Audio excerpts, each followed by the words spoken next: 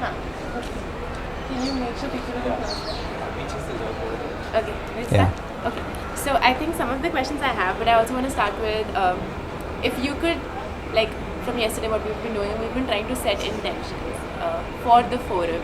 I would want you to give us little intention for people who are building new initiatives, products, and services around ODR using technology and everything. What intention would you like for them to go with? I think the couple of things that they, as builders of ODR, they should keep in mind. One,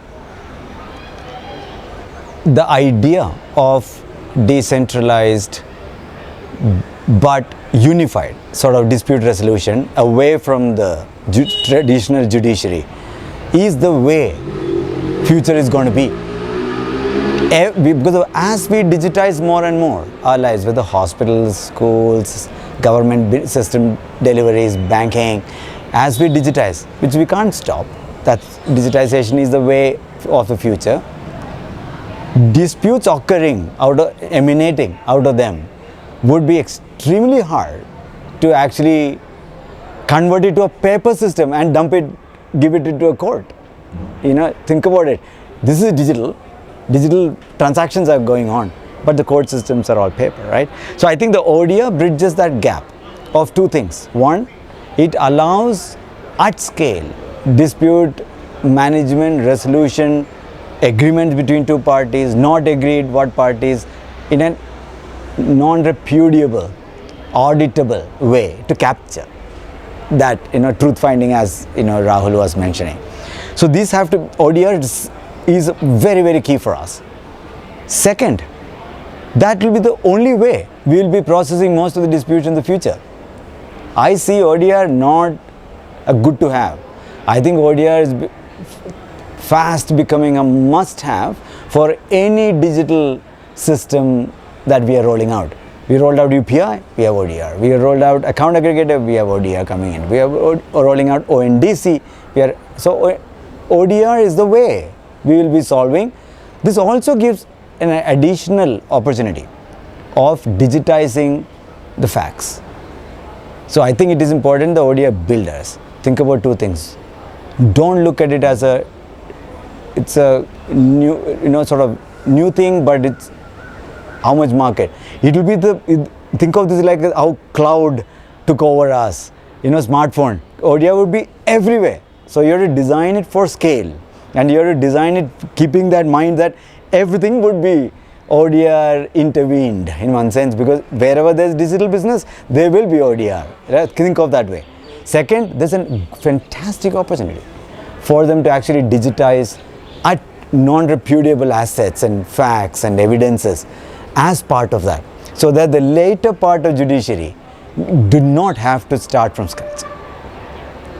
Okay, so how would you think the way regulation for tech is happening in India, how do you think that is keeping up with ODR platforms or digital public goods? So tech in that sense is not really regulated. Applying tech in a regulated domain like finance, then it gets regulated. But otherwise tech by itself is somewhat, in fact other way around, right? Tech is unregulated, which is why you see ChatGPT coming out, something coming out, just nobody is regulating them. They do come out by itself. So the tech usage though will get regulated. I think especially in ODR, and because that is a high trust regulated system, so it will get regulated. So you have to worry about few things. You have to worry about how does ODR allow trust, how does ODR protect data, how does ODRs allow portability and interoperability, how does ODR truly takes the view not as a business from that revenue making point of view, does it truly resolve as much as disputes as possible. And so look at impact as metrics for them to be able to impact.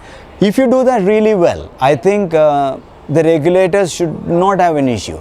Where it might have an issue is when, let's say, an ODR system decides to use AI to do document processing. Then there might be questions around it, saying that is it biased, is it well tested? Are you sure it's doing the right thing? So don't try to take completely humans out of it. So still use human, but allow humans to be 10x or 100x more productive. So if you have someone who is curating, someone who is verifying, today verification may be extremely painful. You might be able to verify 10 documents. Can you verify 1,000 documents in a day? So improve productivity, improve the capability of the human being, but don't try to take humans out, especially in the early days. It's very important that they keep that in mind.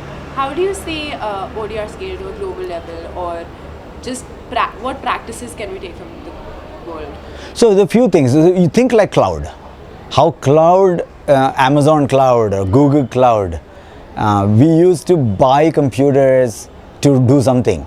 Nobody buys computers, everything's on the cloud, right? For non-technologies, it's sort of vague thing, it's called cloud. But what they have done is that they have peeled the onion and said computing can be commoditized, storage can be commoditized, network can be commoditized. Then they will say, oh, identity, digital databases can be commoditized, so that you don't have to know.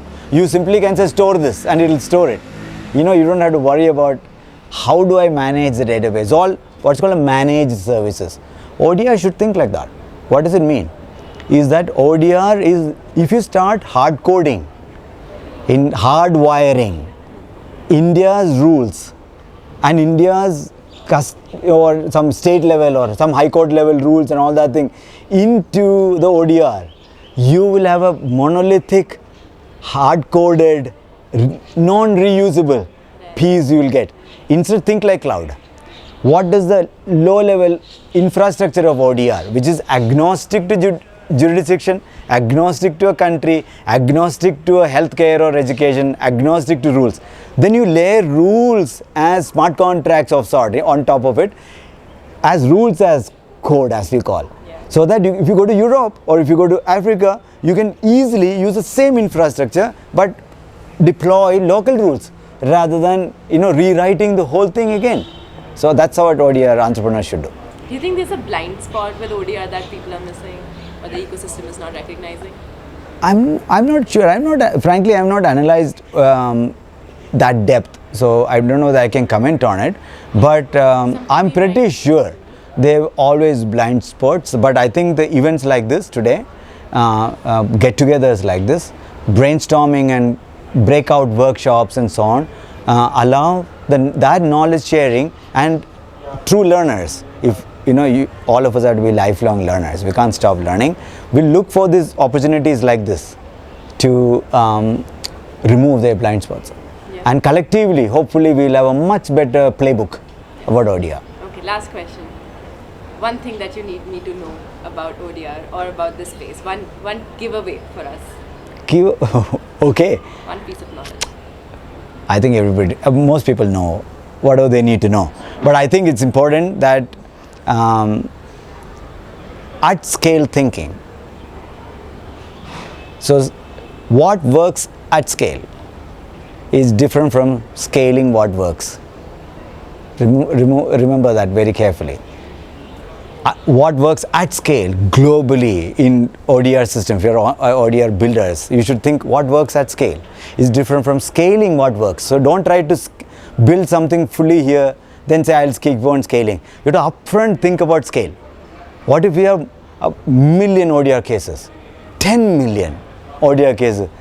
Then you'd start asking, oh my God, today we have 100 people sitting and doing for 100,000 cases.